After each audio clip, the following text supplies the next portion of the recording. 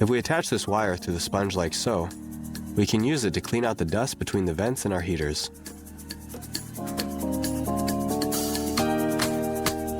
We can make wire clips by screwing zip ties into these pre-drilled holes. Then fasten the wire in the zip tie and cut off the excess. By adding a bit of super glue to these two PVC pipe clips, we can secure these two pipes perpendicularly. If we drill an extra hole into the side of this key like so, it'll make it much easier to find if we have a bunch of similar looking keys. Sometimes old keys can break off in the key slot. They can be difficult to remove with just tweezers. We can solder some wire to the old key to help us pull it out.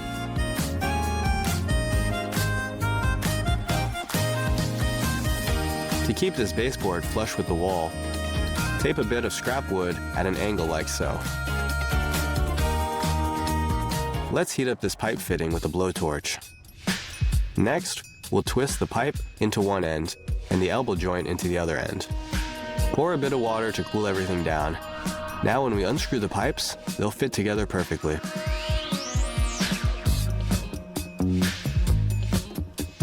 Here we need to cut some rope. These scissors are not the right tool for the job. Instead, we can use the other end of the rope and a bit of friction to make our cut.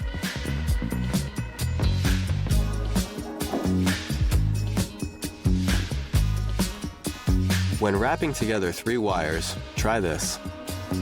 Hold them together side by side with a pair of pliers, then wrap the 2 end wires around the center wire in a spiral.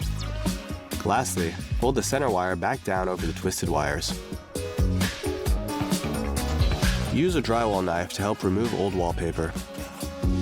We'll want to make sure that our drywall is flat and even before applying any new wallpaper. Remove any anchors and nails, and be sure to apply enough spackling to create an even surface. Then apply the new wallpaper. You can even use the drywall knife to clean up any mess on the floor. To prevent this straw from getting lost, we can glue an empty pen case to the side of this can and place the straw inside. We can tape together 2 toothbrushes to lubricate our bike chains. Our next little project will be building a stand that helps us solder wires together. We'll cut this plywood into 3 pieces and glue the edges together and secure them with screws. Next, we'll make notches using a handsaw and a file.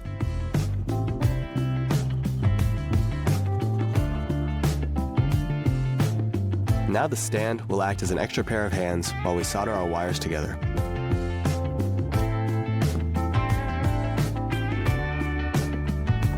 Let's make another notch here on our workbench. We can place a wire in the notch and use a razor to strip the plastic from the wires. Here's a fun way to make a DIY Christmas ornament. Arrange these nuts in a Christmas tree shape, then apply super glue and let dry.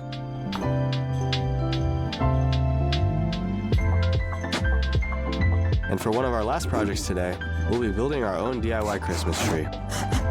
We'll fasten 2 studs together perpendicularly with an extra long bolt through the center. Then we'll stack studs in decreasing size and secure them with a nut and a final stud on top. For the star, we can glue popsicle sticks together and decorate them with glitter.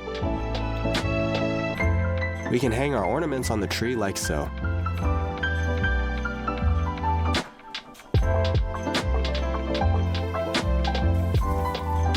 And what about a little Santa decoration?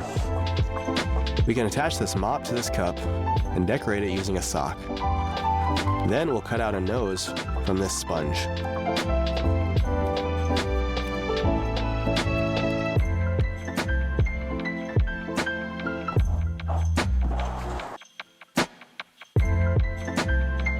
And with a few more candles and treats, we've created a nice atmosphere to get us into the Christmas spirit.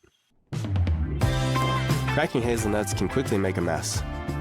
We can use these scissors to prevent the shells from flying everywhere. These metal clamps will also do the trick. We'll use a marker to draw onto the latch to give us a mark to drill.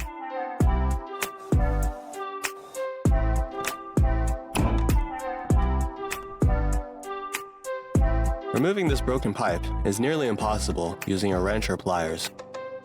We can use 2 bolts and a screwdriver to get the job done.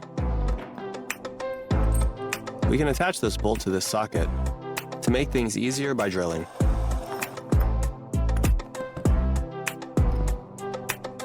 We can use the snap blade to open up old padlocks. We'll bend the blade in half and then cut off one edge on both sides of the blade. Now we can slide the blade between the shackle and the case to pop open the lock.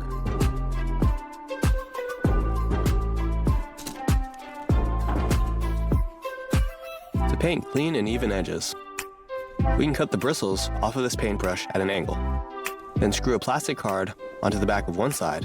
This will give us a clean line. We want to make sure to apply Teflon tape to metal fittings. Make sure to wrap clockwise, which is the same direction as the fitting.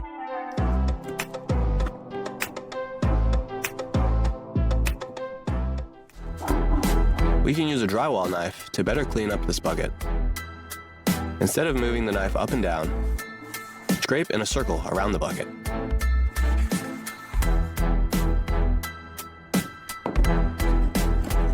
This axe needs a new handle.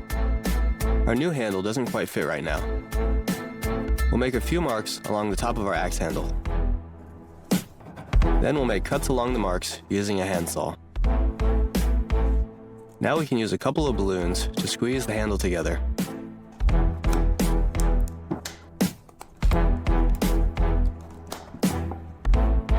Now we can hammer the handle into the axe head. We'll fill the cuts with glue and some wedges, and then cut off any excess wood.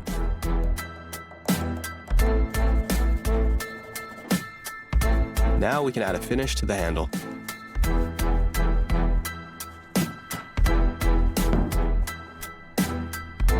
If we need to remove paint from this roller tray, we can add a few thin layers of paint, letting each one dry in between coats. That will make it easier to pull up the paint in one single layer.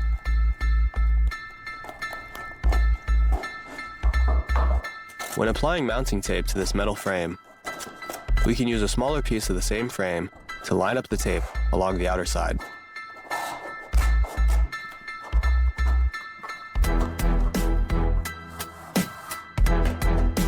We can temporarily attach these 2 metal frames together using a couple of screws. We'll first drill our holes, and then we'll make sure to install the screws at about a 45-degree angle.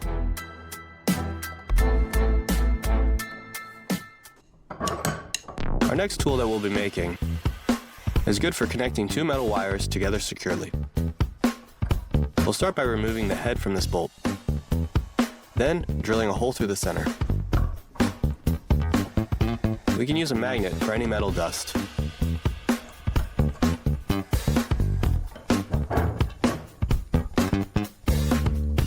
Next, we'll use an angle grinder to cut out an indentation in the bolt.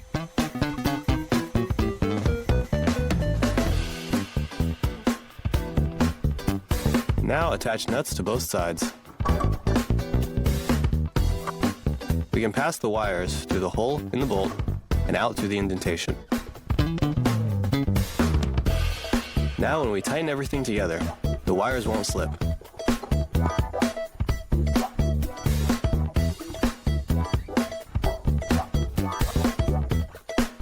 If you happen to run out of caps for your PVC pipes, you can use a straight fitting and a coin that matches the size of your pipe. Next, we'll be using this pipe welding machine to connect the fitting to the pipe. Now the coin will act as a cap. We need to install this T-joint onto this pipe. First, we'll cut the pipe that runs along the wall. We'll use our pipe welding machine again to connect the fitting to the bottom half of our pipe, and then to the pipe that passes through the wall, and lastly, to the top half of the pipe.